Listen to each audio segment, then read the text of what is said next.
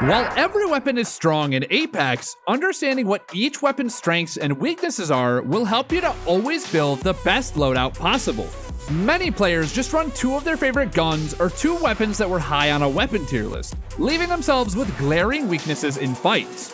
What's going on, guys? My name is Valued, and in this video, I'm going to break down 5 of the strongest loadouts for Season 12 so you guys can be more powerful in your games. But without further ado, let's get right into it.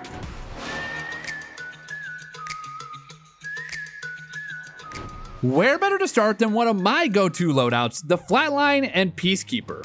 Both of these weapons are incredibly powerful, arguably the top of their respective classes. But as I mentioned, the focus shouldn't just be on the weapon's strengths, but on their specialties.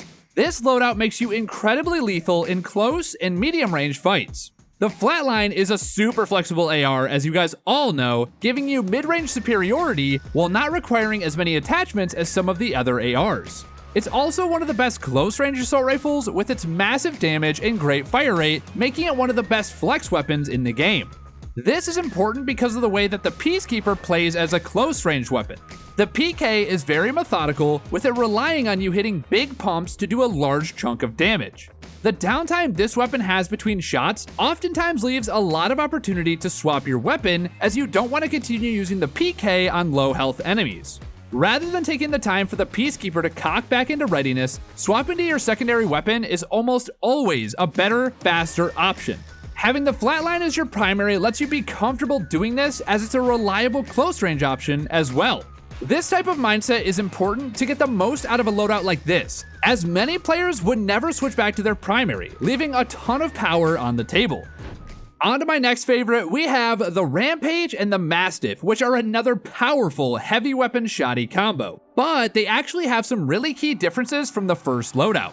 The Rampage is a really strong mid to long range option that can deal consistent damage over long periods of time. This being said though, it can be really tough to use in close range encounters, especially without a thermite charge, which makes the Mastiff a perfect secondary.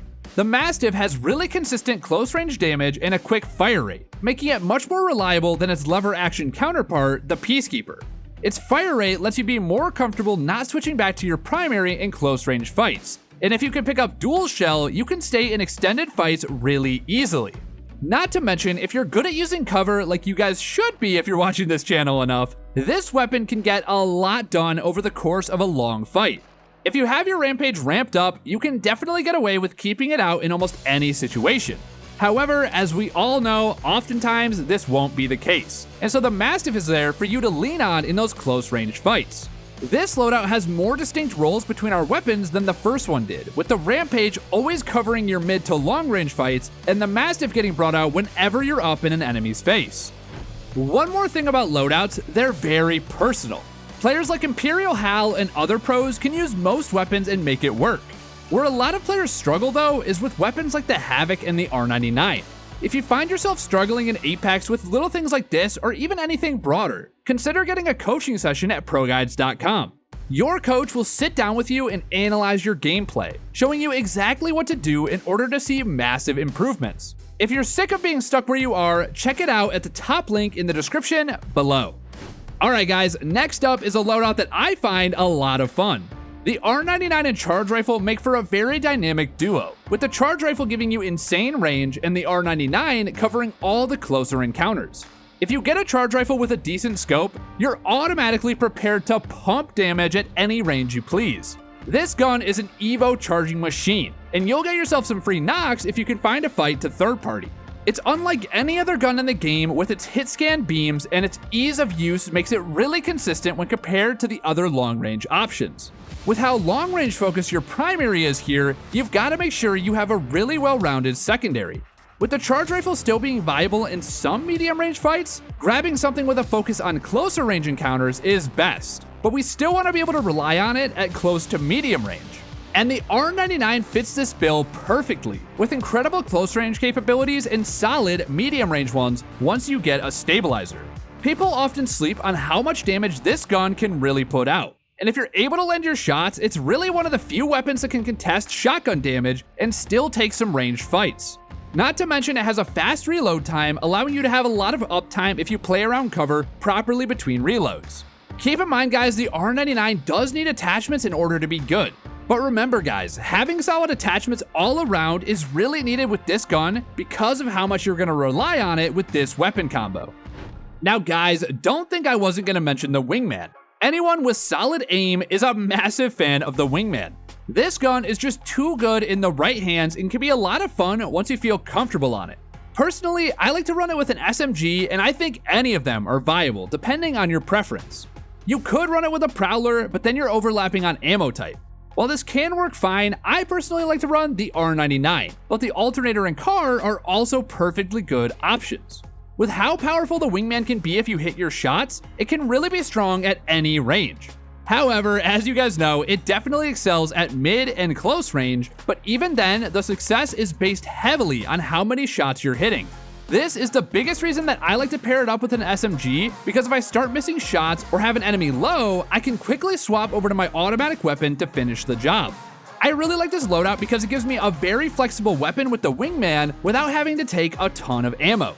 This weapon can get by on a couple of stacks comfortably, allowing you to take an SMG secondary and still have room for nades and utility. It's these small things about weapons that make them feel so good together, and ammo requirements are a big reason why snipers and shotties are strong options similar to the Wingman. Next up, another popular but powerful combo is the R301 and the Peacekeeper. The R301, as you guys hopefully know by now, is the most consistent gun in the game, with its stable recoil and solid fire rate. This gun can be a threat at basically every range, with its damage being just a bit too low for you to want to use this as your only close range option. The Peacekeeper covers this hole very well, while also bringing some chunk damage along with it. This gun gives the loadout a much needed damage source close range, with the PK letting you hit those big meaty shots to get the enemies low. In a pinch, just like the Flatline, you can also swap back to the R301 to finish off your kills. This loadout leans more heavily on the PK in close range, with the R301 having more of an affinity with long-range combat than the Flatline. If you're looking for a great assault rifle to beam enemies at any range, the R301 is the gun for you. Get some attachments on it and this thing will melt anything you see. Now, I want to mention one thing, guys. While you could run the other shotties with this weapon, I really like the big damage potential of the PK when compared to the consistent damage of the R301. Now, you can obviously feel free to mix this choice up depending on your preference, but I definitely recommend you give it a shot before you default to the other shotguns. Alright guys, I know that was number 5, but I also want to touch on a couple of bonus loadouts that can be really good, but are really reliant on finding certain hop-ups early on in the game. The first hop-up reliant loadout is the Havoc and the PK or the Mastiff. Now the Havoc is a really strong AR that can beam at medium to long range while still having solid close range damage as well. The big issue with this gun is it's pretty slow to charge up if you don't have the turbo, and it can work, but it's just not as strong as it could be. With the hop-up, however, this gun is one of the best in the game. Without it though, it's in the middle of the pack for me. If you find this combo early, consider grabbing it and combining it with a strong close-range option like a shotgun. If you come across a fully loaded Havoc later on in the game, it's not a bad idea to grab it if your primary is looking lean or there's enough energy ammo. This is definitely one of the more niche loadouts we touched on today, but a really powerful one if you can manage to build it. And finally guys, we've got to talk about another niche option when selecting your secondary. Here in Season 12, we have 3 solid options for the Hammer Points hop-up: the P2020, RE45, and the Mozambique. Now, the RE45 and the Mozam are the 2 guns that I want to talk about as some pretty powerful secondary options in a pinch. If you get hammer points early on in a game, these 2 weapons in particular can be really strong at finishing off enemies. If you take a consistent primary like a Flatline, Rampage, or R301, and then pick up an RE or a Mozam with hammer points, you can get a lot of work done if you know how to use them. The key here is to abuse hammer points, which gives you extra damage to enemies with no shield. So you should look to crack targets and then quickly swap over to your sidearm to finish them off.